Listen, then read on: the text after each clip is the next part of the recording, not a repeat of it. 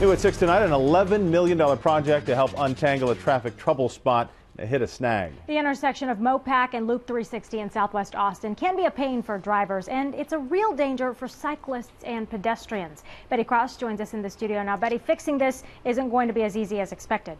No, it's not. Let's take a look at the map. Barton Creek Mall is located right here, right at the intersection of MoPac, Loop 1, and Loop 360. Well, this area is so congested, the city and state are teaming up to redesign it and make it safer, whether you're traveling by car, bike, or on foot.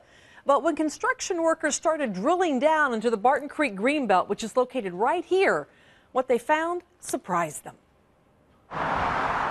Bridging the gap from Southwest Austin to downtown means taking MoPac over the Barton Creek Greenbelt.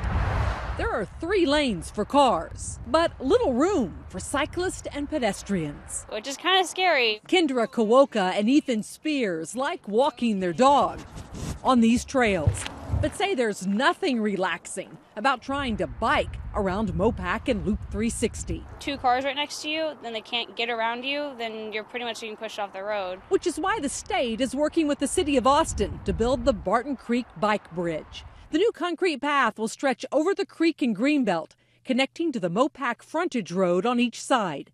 You can see here that it will be just east of the MoPac Bridge and stand about 12 feet lower than the highway. This place does get a lot of traffic, I would say, so another lane would definitely help. But not long after, workers started turning dirt on the project.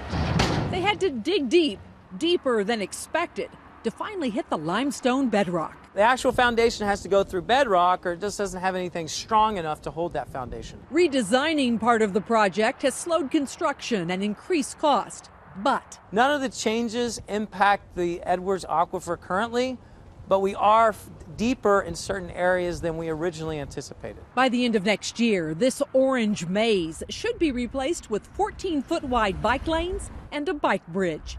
It's the first step in removing a massive barrier in Austin's bicycle and pedestrian network.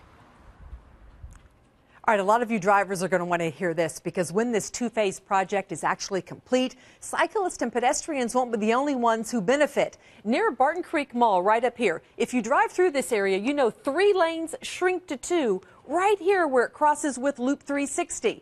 And we all know what a mess that can create, especially at rush hour. Well, when the project's complete, they're going to take that wide shoulder that's now reserved for bicyclists. They're going to get rid of it, restripe the highway, and instead of going from 3 lanes to 2 right here, it's going to remain 3 lanes, which should make your drive home from work a little bit easier. Live in the studio, Betty Cross, KITV News.